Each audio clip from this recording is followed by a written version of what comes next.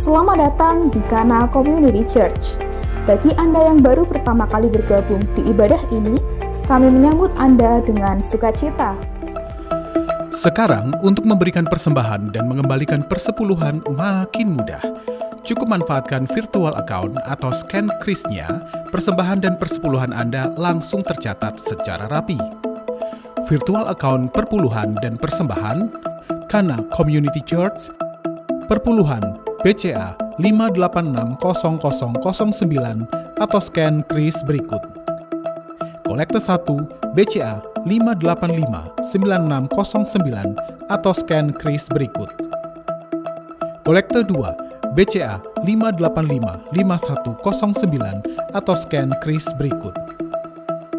Kolekte Sekolah Minggu Immanuel Kids Community BCA 5859611 atau scan kris berikut. Persembahan dan perpuluhan via virtual account bisa dilakukan dengan mobile banking, internet banking, ATM BCA. Untuk scan atau pindahi kris bisa dilakukan dengan GoPay, OVO, Dana, Sakuku BCA, Link Aja, dan ShopeePay. Tuhan Yesus memberkati. Ibadah akan dimulai sesaat lagi. Mari siapkan hati, pikiran, dan seluruh hidup kita untuk memuji, menyembah, dan diberkati oleh kebenaran firman Tuhan. Shalom Bapak Ibu Saudara. Puji nama Tuhan, kalau hari ini kita dapat beribadah bersama-sama lewat ibadah online, dan kita percaya Tuhan hadir di tengah-tengah kita, melawat setiap kita pada pagi hari ini. Mari kita datang kepada Tuhan. Terima kasih Bapa, terima kasih Tuhan Yesus. Kau sungguh baik dalam hidup kami. Kau sumber kekuatan kami Bapa, kau pengharapan kami Tuhan Yesus.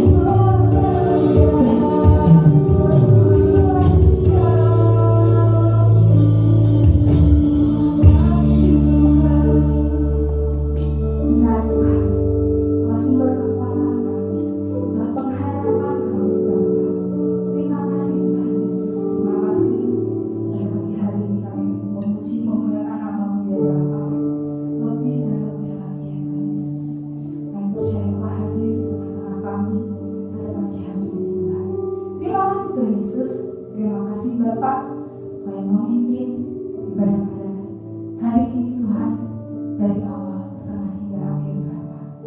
Terima kasih Tuhan Yesus. Biarlah namamu ditinggikan, biarlah namamu dimuliakan ya Tuhan Yesus. Hanya di dalam nama Tuhan Yesus Kristus kami tak berdoa dan mengucap syukur. Haleluya. Amin. Kita mau bersukacita, kita memuliakan namanya, kita memberi ya Tuhan kekuatan kita. Mari kita bermasuk berbeda. Thank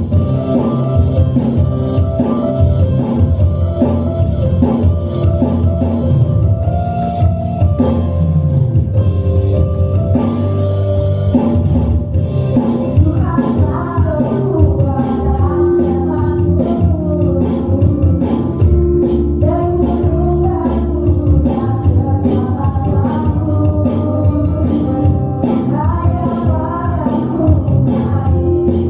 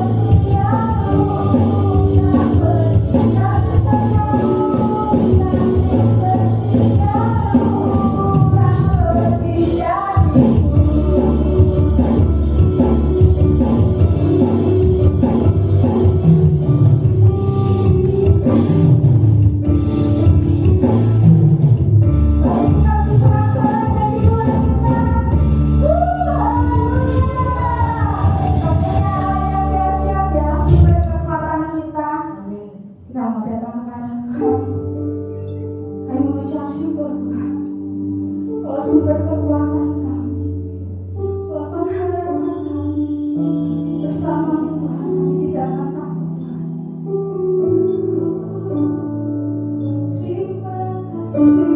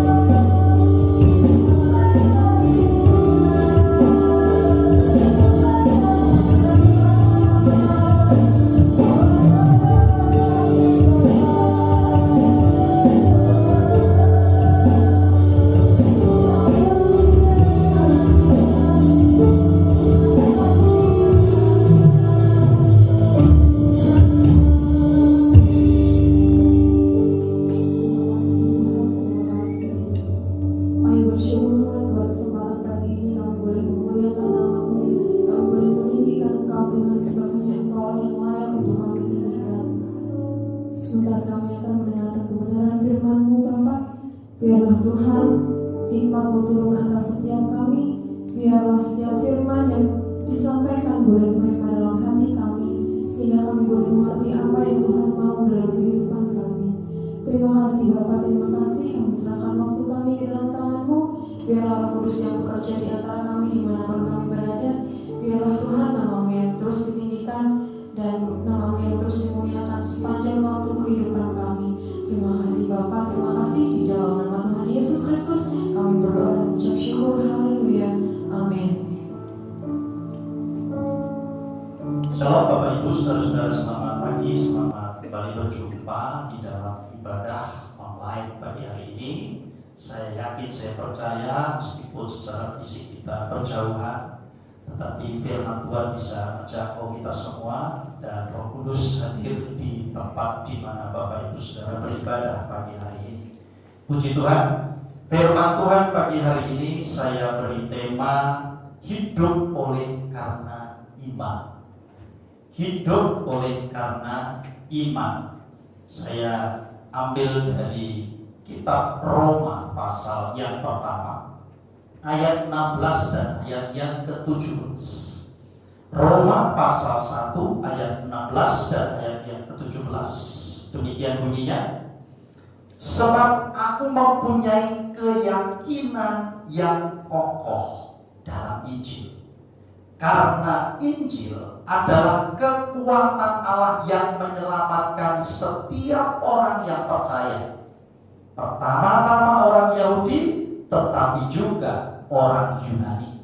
Sebab di dalamnya nyata kebenaran Allah yang bertolak dari iman dan memimpin kepada iman, seperti ada tertulis, orang benar akan hidup oleh karena iman. Puji Tuhan. Bapak Ibu Saudara,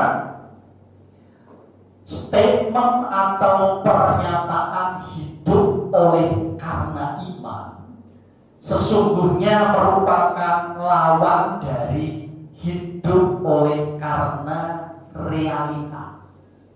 Hidup oleh karena fakta atau oleh karena kenyataan. Kenapa? Sebab kita ini kan diciptakan Tuhan menjadi makhluk logika, di mana segala sesuatu itu kita pertimbangkan berdasarkan logika kita. Dan pertimbangan itulah yang kemudian kita jadikan sebagai patokan atau pedoman. Kalau dalam konteks kehidupan kita sehari-hari berarti pedoman untuk hari yang akan datang. Jadi entah sadar entah tidak, hidup kita ini banyak dikendalikan oleh cara berpikir hari ini. Bahwa apa yang kita alami hari ini itu akan menjadi pertimbangan bagi kita untuk menentukan hari besok kita. Sehingga terkadang muncul perkataan begini, lah iya, sekarang saja, zaman ini saja hidup sudah susah kayak begini, apalagi waktu-waktu yang akan datang. Kalau sekarang saja cari pekerjaan begitu sulit, apalagi besok. Sekarang ini cari makan saja susah, apalagi besok. Jadi apa yang kita alami hari ini, itu kita jadikan sebagai patokan untuk kita menapaki hari yang akan datang. Kenapa? Ya itu kan sesuatu yang logis, yang masuk akal, gitu. Makanya muncul kebenaran ini. Orang benar itu hidupnya bukan karena apa yang dialami hari ini. Orang benar itu tidak boleh menjadikan apa yang kita alami baik hari-hari yang lalu sampai dengan hari ini menjadi patokan untuk kita menikmati hidup yang akan datang. Tidak. Firman Tuhan berkata, orang benar harus hidup oleh karena iman. Apa itu iman?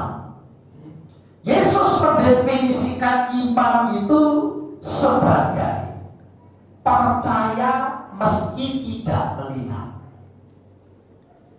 Nah, ini kan muncul ketika Thomas, ya, yang waktu Yesus datang ke tengah-tengah murid-murid yang lain, Thomas tidak ada. Maka kemudian datanglah Thomas, lalu murid-murid bercerita kepada Thomas, kami sudah melihat Yesus. Yesus benar-benar bangkit, Yesus benar-benar hidup, Yesus benar-benar hadir di tengah-tengah kita. Tapi Thomas berkata, kalau aku belum mencucukkan tanganku ke lubang jari Yesus dan ke lambung Yesus, aku sekali-kali tidak akan percaya. Maka kemudian Yesus datang kepada Thomas dan berkata, Thomas, cucukkan jarimu ke lubang tanganku dan tanganmu ke lambungku. Ketika Thomas melihat itu, maka kemudian Thomas berkata, ya Tuhanku, ya Allahku. Artinya apa? Artinya Thomas percaya. Maka di dalam Yohanes pasal yang ke-20 ayat 29 bagian terakhir, Yesus kemudian berkata, iyalah, kamu percaya karena kamu sudah melihat. Kalau kita percaya tentang sesuatu yang kita lihat, itu bukan iman. Dan tidak ada bahagia-bahagianya, tidak ada. Maka Yesus berkata, berbahagialah orang yang tidak melihat namun percaya. Itulah iman. Jadi iman adalah kepercayaan yang kita bangun bukan karena kita melihat realita, bukan karena kita mengalami. Maka Paulus kemudian menerapkan pernyataan ini di dalam dirinya dalam 2 Korintus pasal yang kelima ayat yang ke-17. Paulus berkata, sebab hidup kami ini adalah hidup karena percaya, bukan hidup karena melihat. Inilah sebenarnya definisi dari iman. Jadi iman itu apa? Iman itu adalah kita hidup karena percaya, bukan karena melihat, bukan karena mengalami. Kalau kita sudah mengalami, lalu kemudian kita percaya, ya itu normal. Tapi itu bukan iman namanya.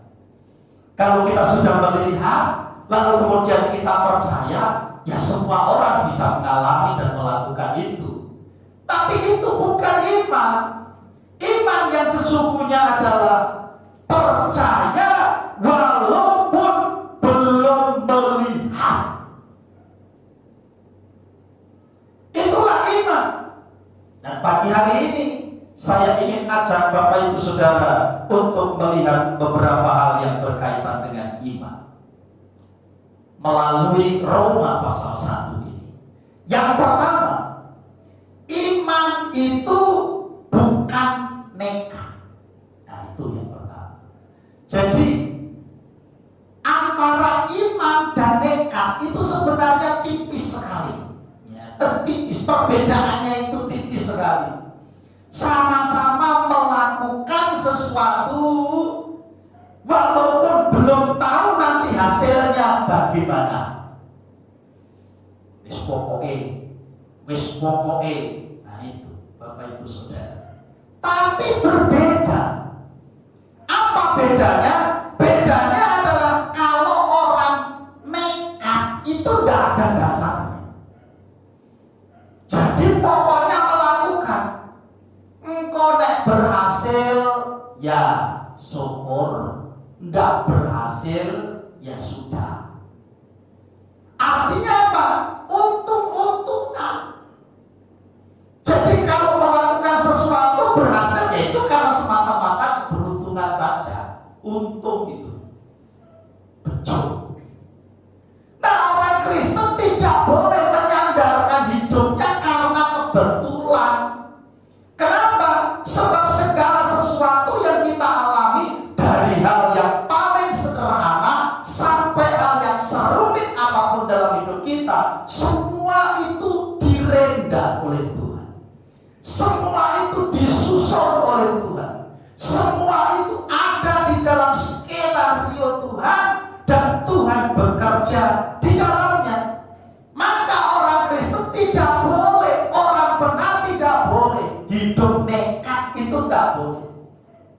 Orang benar harus hidup oleh karena iman.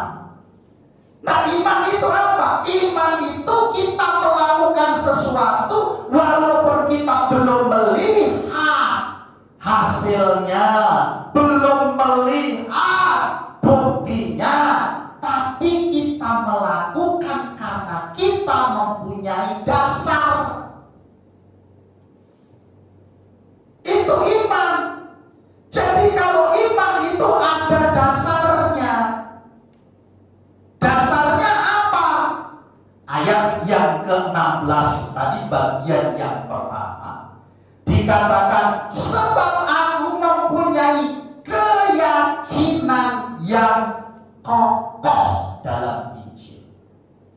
Jadi kita bertindak, kita melakukan sesuatu karena ada dasarnya. Dasarnya apa? Keyakinan yang kokoh, kepercayaan yang teguh, kepercayaan yang kuat, kepercayaan yang tidak mudah digoyahkan walaupun ada di dalam situasi yang bertolak belakang. Tetap percaya walaupun belum melihat buktinya, walaupun belum melihat hasilnya. Kenapa? Karena yang kita percaya adalah Injil. Yang kita percaya adalah firman Tuhan. Nah, orang percaya itu harus menjadikan hidupnya itu bersandar kepada kebenaran Injil. Kenapa? Bagian selanjutnya berkata, karena Injil adalah kekuatan Allah. Nah, ini Bapak Ibu. Loh, kenapa sih kok saya harus percaya bahwa apa yang difirmankan Tuhan, apa yang tertulis dalam Alkitab itu harus saya percayai sepenuhnya? Karena Injil adalah kekuatan Allah. Apa artinya kekuatan Allah? Artinya adalah bahwa apa yang tertulis di dalam firman di dalam Alkitab itu tidak semata-mata hanya tulisan mati seperti kalau kita baca orang yang hanya menulis tentang apa yang sudah terjadi. Tapi Alkitab kita, Injil itu adalah tulisan yang berisi tentang kekuatan Allah. Kenapa berisi tentang kekuatan Allah? Ayat yang ke-17, sebab di dalamnya nyata kebenaran Allah. Oh, kenapa Injil itu kok menjadi kekuatan Allah? Karena di dalam Injil itu berisi tentang kebenaran Allah. Apa itu artinya kebenaran Allah? Artinya adalah bahwa semua yang tertulis di dalamnya itu adalah sesuatu yang benar, yang pasti akan terjadi. Jadi kalau kita berpegang kepada apa yang tertulis di dalamnya, maka cepat atau lambat apa yang kita pegang itu akan bekerja di dalam diri kita, membentuk realita masa depan kita. Makanya kenapa firman Tuhan berkata, ini loh yang membedakan orang benar dan orang yang tidak benar. Bahwa orang benar itu tidak menyandarkan hidupnya kepada pengalaman masa lalu atau apa yang sekarang sedang terjadi. Ciri orang benar adalah dia menjalani hidup oleh karena iman. Maka Paulus berkata, sebab hidup kami ini adalah hidup karena percaya, bukan hidup karena melihat. Kalau hidup karena melihat itu model imannya Thomas, melihat dulu baru percaya. Kalau Paulus percaya dulu walaupun tidak melihat. Kenapa Paulus bisa menyatakan seperti itu? Karena Paulus yakin betul bahwa semua yang tertulis di dalam Alkitab berisi tentang kebenaran Allah yang pasti akan digenapi, yang pasti akan terjadi cepat atau lambat. Maka kalau orang benar hidup oleh karena percaya kepada firman, itu sesungguhnya dia hidup di dalam kepastian.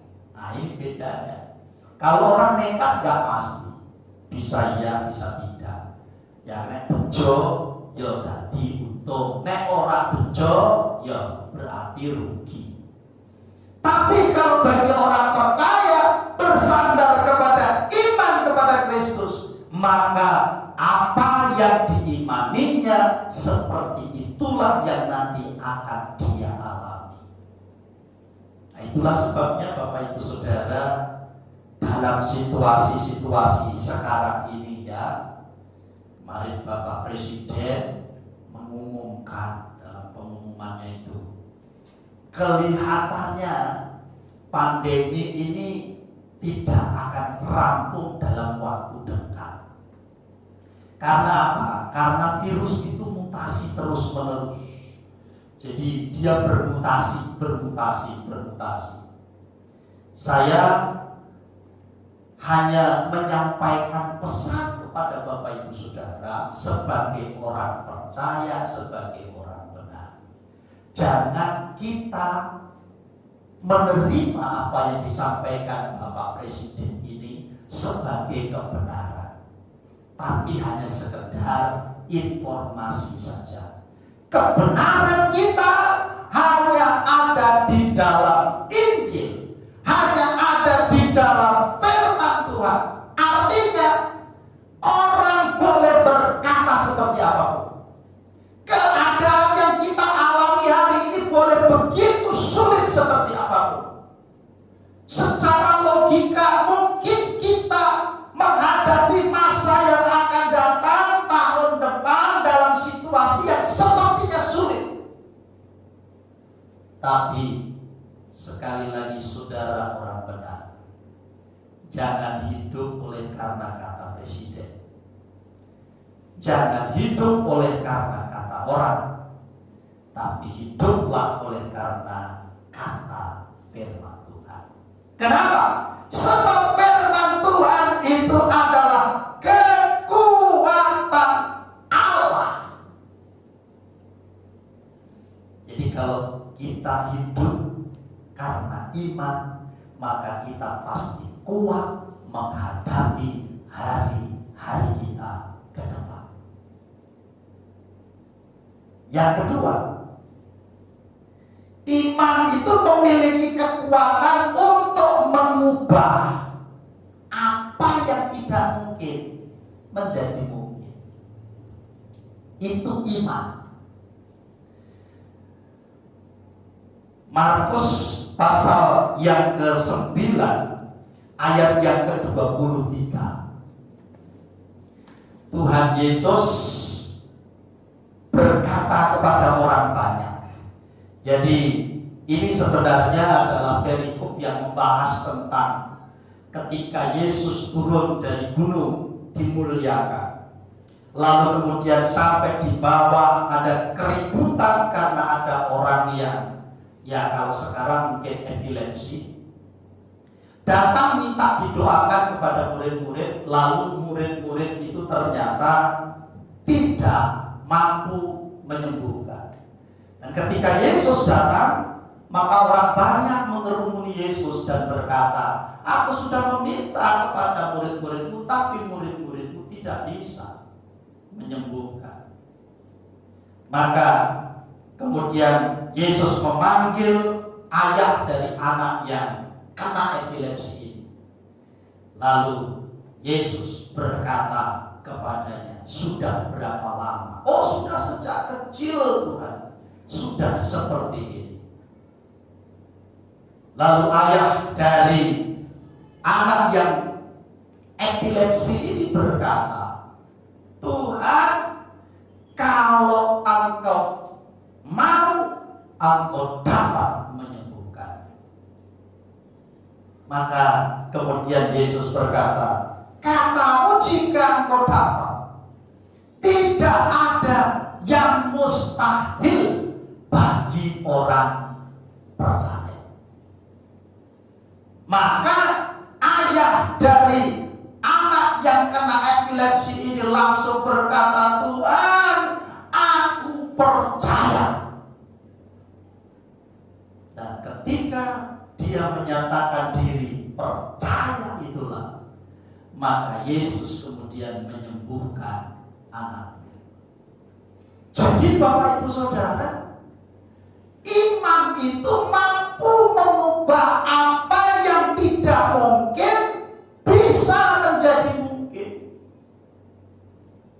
Secara logika, memang situasi kita tidak mungkin.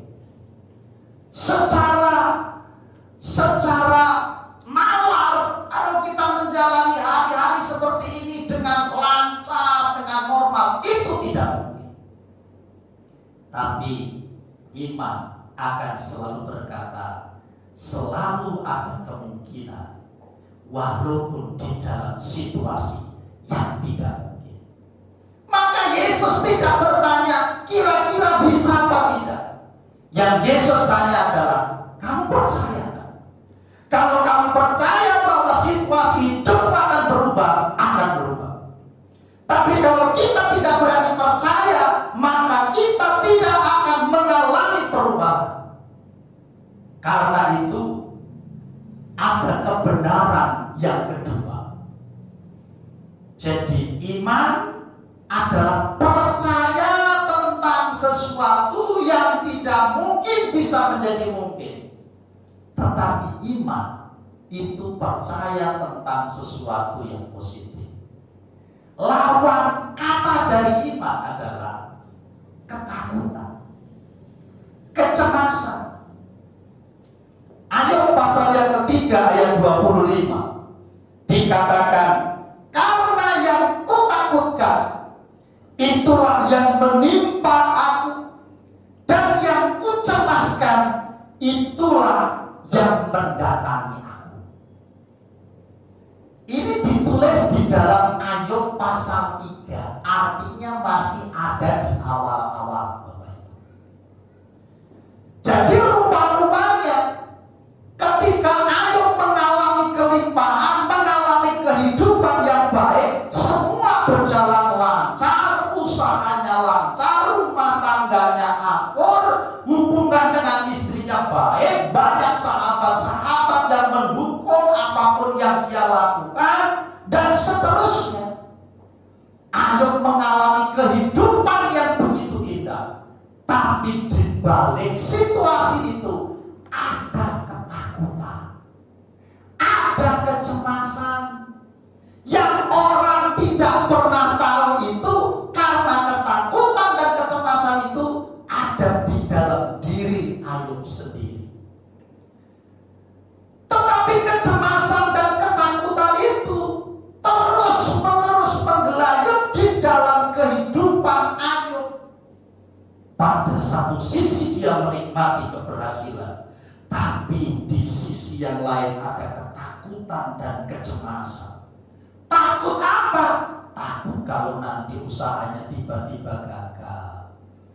Takut kalau nanti keluarganya tiba-tiba berubah setia.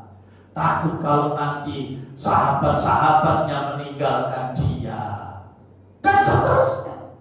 Ada begitu banyak ketakutan-ketakutan yang terpendam di dalam diri seorang Ayub yang tidak diketahui oleh siapapun. Dan ternyata ketakutan itulah yang menciptakan realita yang baru di dalam diri Ayub. Dia takut usahanya bangkrut, ternyata kejadian. Dia takut rumah tangganya hancur, ternyata itu kejadian. Dia takut kalau nanti teman-temannya meninggalkan dia. Ternyata itu kejadian.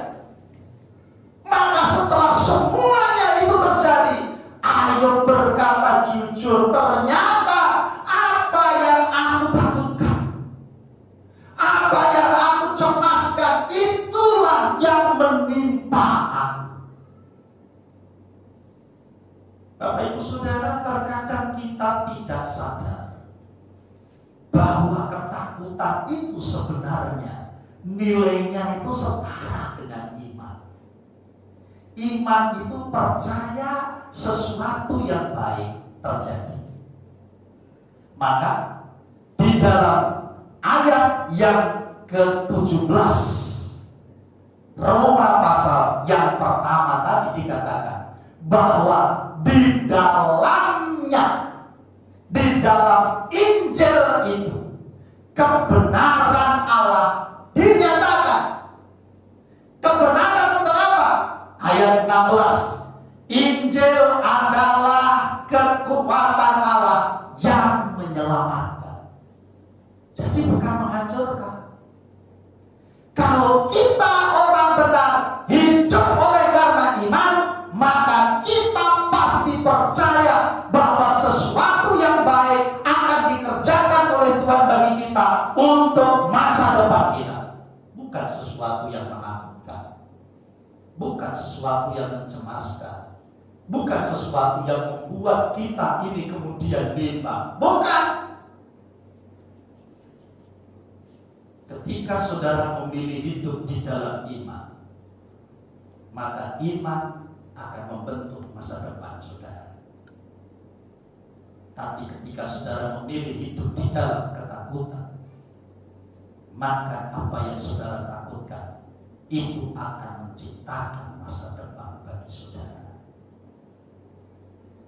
Karena itu lewat firman Tuhan pada pagi hari ini saya mau ajak, mari kita bangun diri kita. Hiduplah bukan karena apa yang saudara alami hari ini.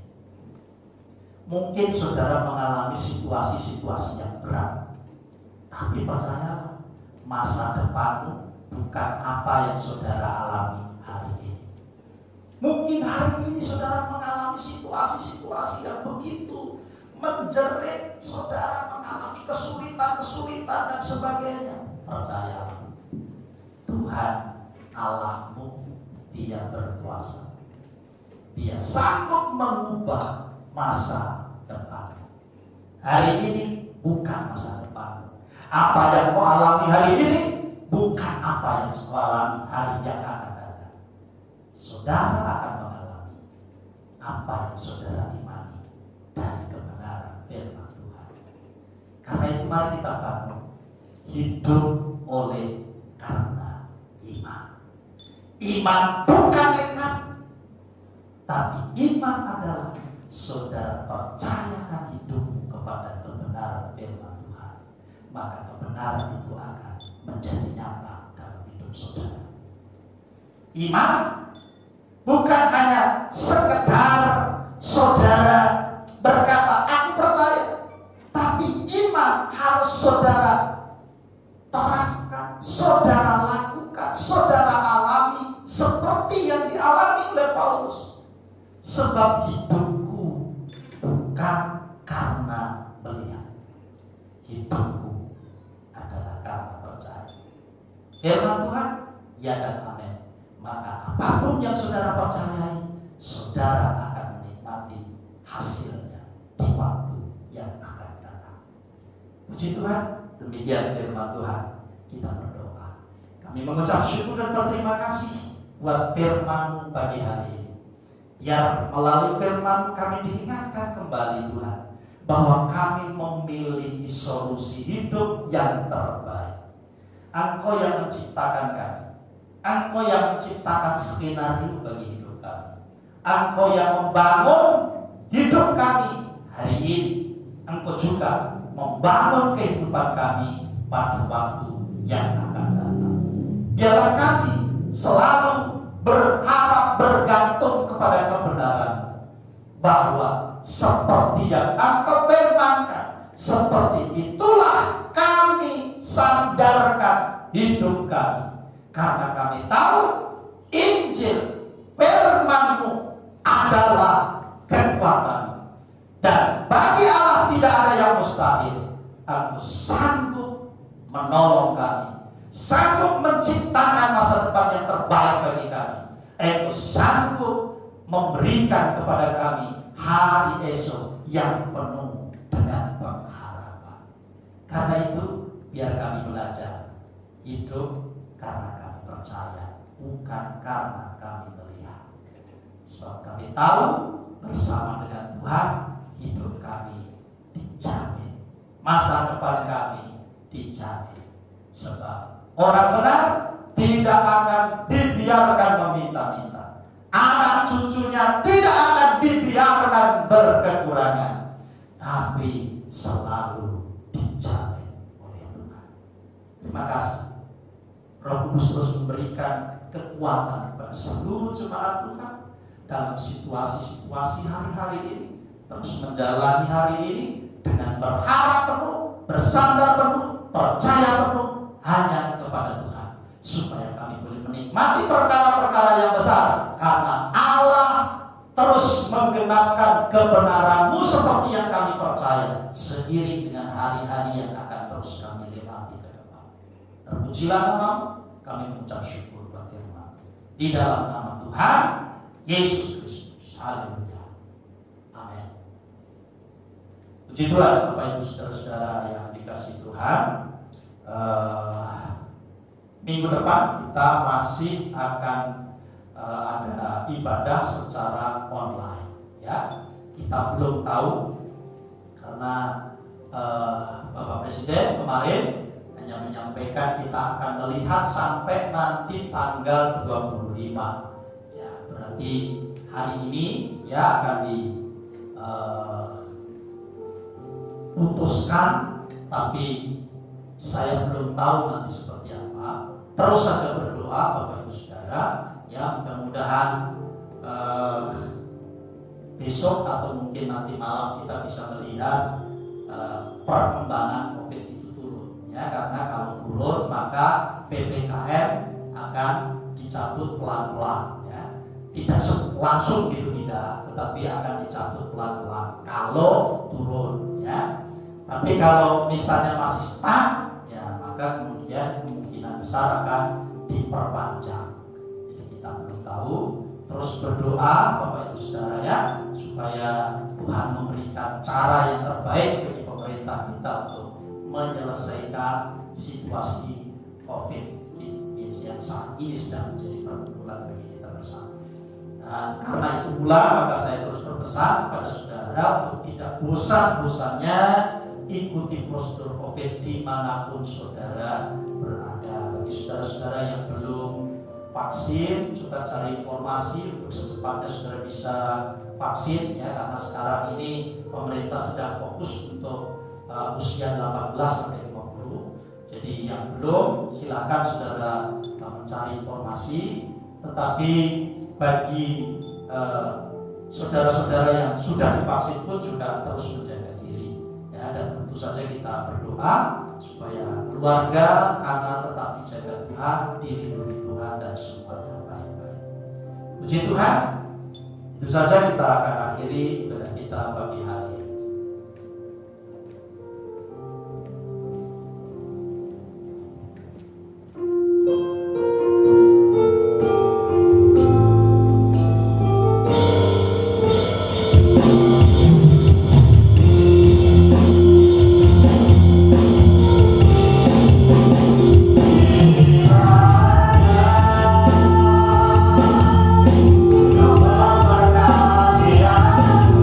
Berbeda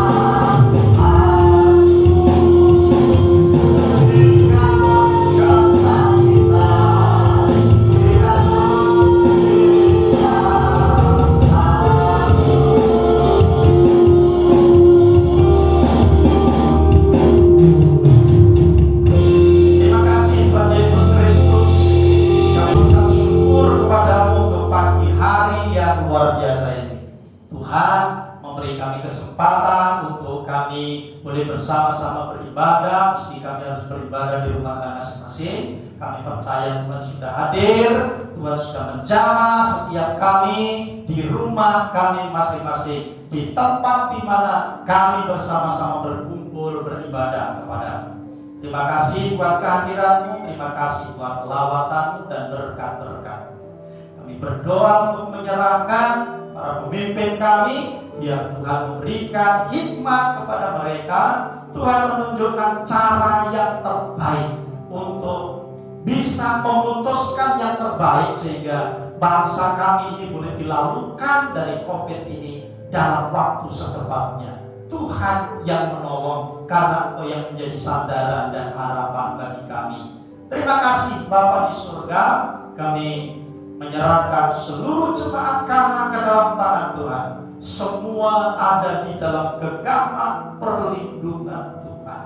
Biar Roh Kudus menyertai setiap anak-anak-Mu dimanapun mereka ada, untuk melindungi, dijauhkan dari COVID, dijauhkan dari kelemahan, dijauhkan dari gangguan kesehatan apapun. Setiap jemaat-Mu dijaga Tuhan secara ajaib dan luar biasa.